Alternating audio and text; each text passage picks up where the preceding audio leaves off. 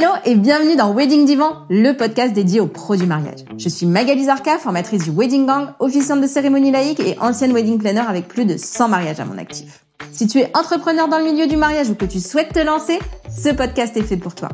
Comment réussir, comment se démarquer et surtout, comment durer dans le mariage? Autant de questions auxquelles nous répondrons ici via des interviews sans tabou de prestataires de mariage ou qui peuvent t'aider à améliorer ton business.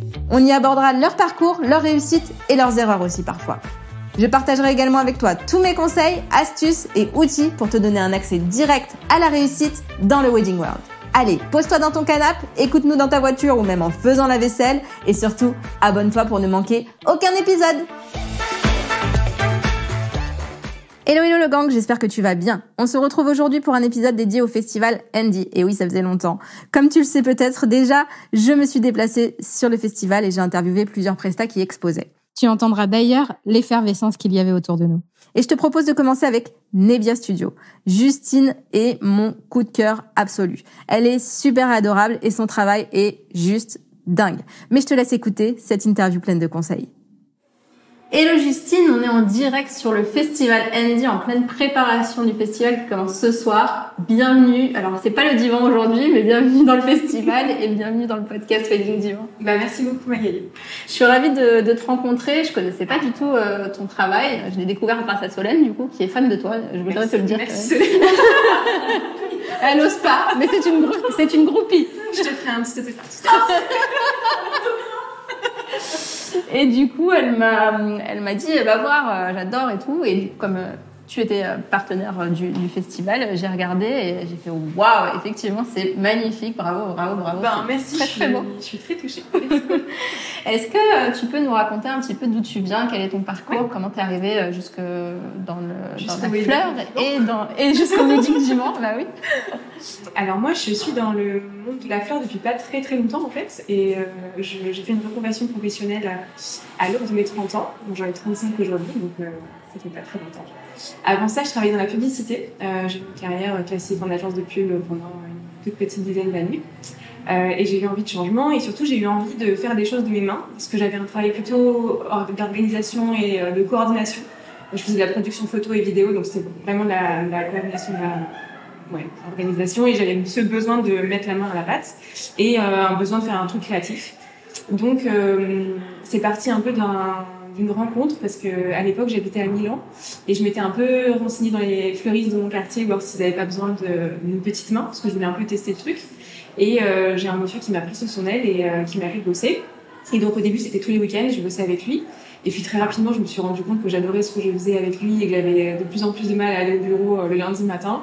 Et donc je lui ai demandé qu'est-ce qui se passerait si je démissionnais. Et il m'a dit viens et puis on continuera notre collaboration sur du temps. Donc j'ai fait ça avec lui pendant encore 6 mois. Donc 6 mois le week-end et 6 mois à plein temps. Et là, je me suis vraiment... ça a été la révélation, quoi. J'ai adoré la matière première, j'ai adoré la couleur, j'ai vraiment eu un gros coup de cœur pour ce métier. Après, très rapidement, je me suis dit que la boutique, c'était pas le format qui me plaisait le plus, c'était pas le cadre qui me convenait. Venant de la production photo, j'avais envie d'un truc plus dynamique, de retrouver ce dynamisme-là de mon ancien métier. Et tout naturellement, en fait, je me suis dirigée plus vers l'événementiel et l'organisation, le shooting, scénographie et mariage. Et ça s'est passé comme ça. Et la dernière collaboration que j'ai eue en tant qu'employée, ça a été un studio de design floral à Milan, toujours, qui était spécialisé vraiment sur l'événementiel et sur le mariage. Et donc là, j'ai appris mon métier avec eux et c'était génial. Et donc, t'es revenue? Alors, je suis revenue en France il y a 1 an et demi maintenant. Quand j'ai pris la décision de revenir en France, j'ai aussi décidé de monter ma boîte en solo.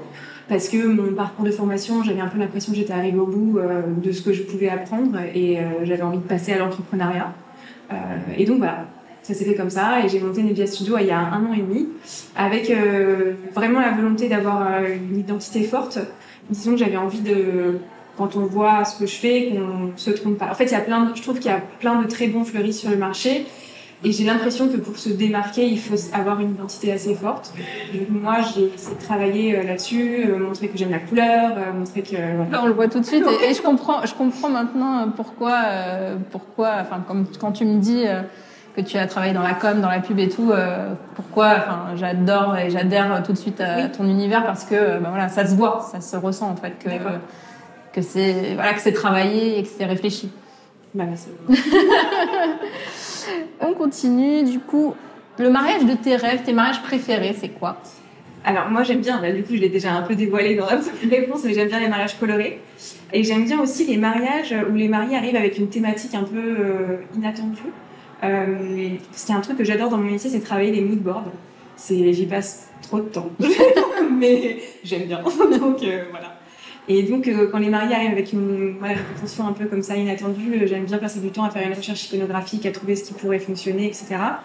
Et par exemple, j'avais un des tout premiers mariages que j'ai fait en solo, les mariés sont arrivés en me disant que leur petit garçon s'appelait Mathis et qu'ils voulaient donc peut-être travailler une scénographie, en tout cas une identité autour de Mathis. Donc ils avaient déjà travaillé sur la papeterie et moi je suis arrivée après et on a bossé ensemble sur la fleur.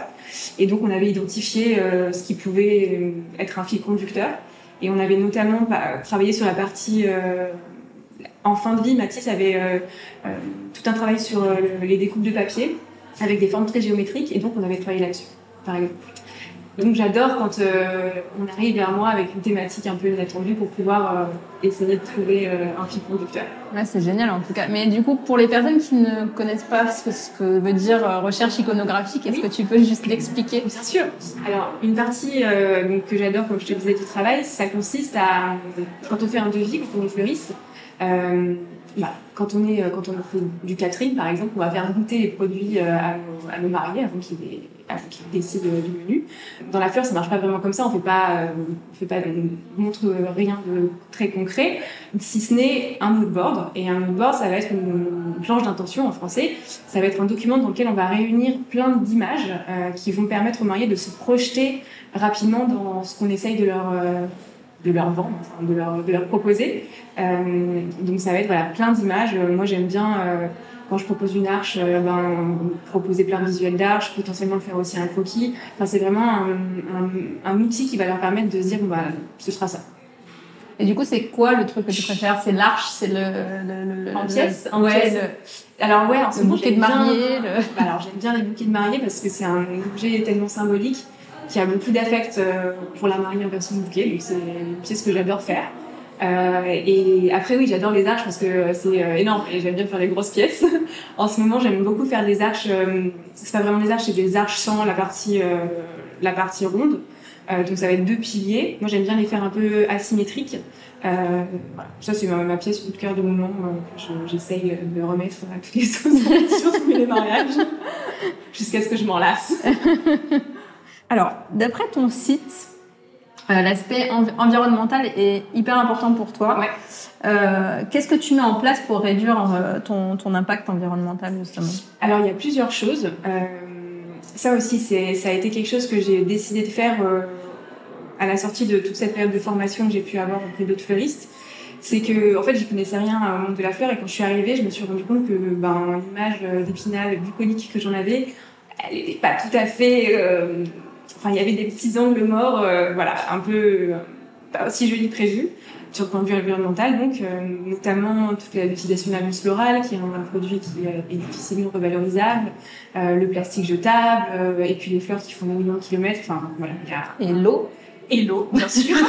Et l'eau, ouais. On est d'accord. Donc voilà, il y avait plein de choses qui m'ont un peu froissée quand je les ai découvertes.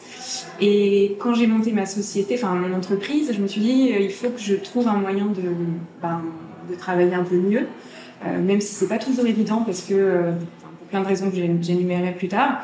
Mais en tout cas, ma volonté, c'est d'essayer de faire mieux.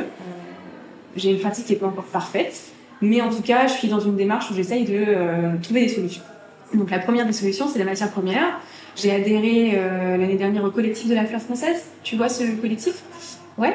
Donc quand on adhère à ce collectif, on adhère en fait à une charte, on signe une charte qui, pour ma part, je me suis engagée à utiliser au moins 50% de fleurs françaises dans l'année.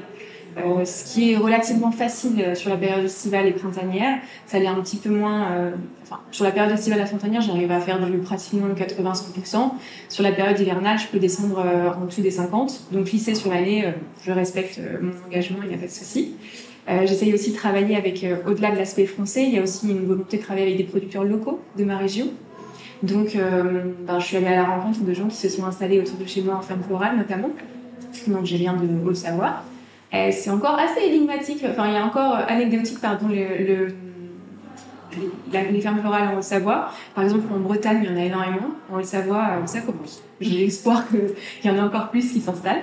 Mais on a des belles productions. Donc, cette année, notamment, j'ai travaillé avec pas mal de nouvelles personnes. Et j'espère renouveler ça sur l'année prochaine.